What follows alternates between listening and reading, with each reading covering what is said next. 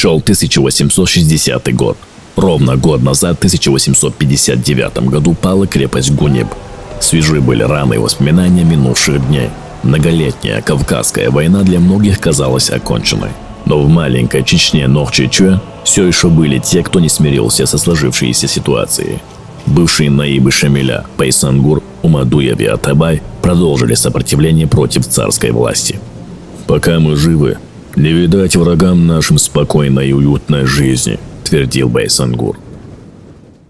Царская Россия всеми силами стремилась захватить чеченских командиров. И вот в очередной раз поступило предложение сложить оружие и сдаться в почетный плен. Тем самым, обещая богатство и чины, с предложением о сдаче в плен был отправлен полк Черткова. Полковник Чертков, встретившись возле могил с Байсангуром, передал предложение царского командования. «Байсангур, мы пришли к тебе с предложением, чтобы ты сдался в плен», – произнес Чертков.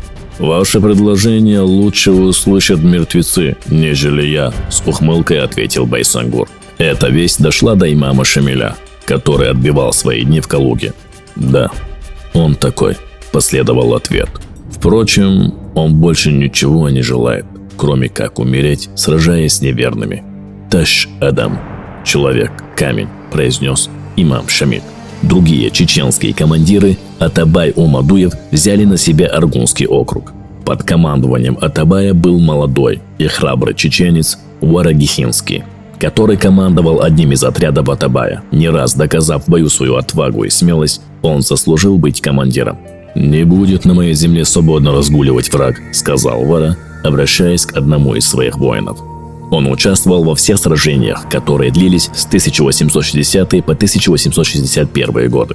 И после того, как царские войска приняли некоторых руководителей и бывшего командира Атабая, Варагихинский не сложил оружие и продолжил борьбу.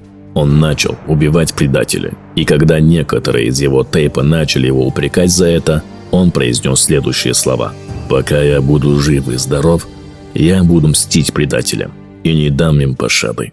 Шел 1865 год. Варагихинский со своим отрядом возвращался в Атаги, чтобы увидеться с семьей, женой и 2 сыновьями. Они переплывали реку Аргун со стороны Чечен-аула. Вара заподозрил что-то неладное, и он сказал своим мюридам: «Отправляйтесь к своим семьям, дальше я пойду сам». Как только мюриды Вары скрылись из виду, почти сразу произошло его сражение с большой группой царских солдат. Их сюда привел доносчик, имевший кровную месть к Варе.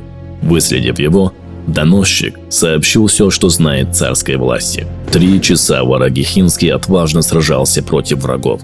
Будучи раненым, сам читал себе отходную молитву Ясин.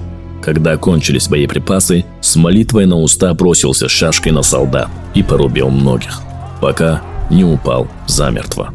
Народ был настолько возмущен вероломным убийством Вары, что по дорогам Чечни были воздвигнуты шесты народного проклятия Карлага, в который каждый прохожий чеченец бросал камень проклятия в адрес того, кто предал Варагихинского.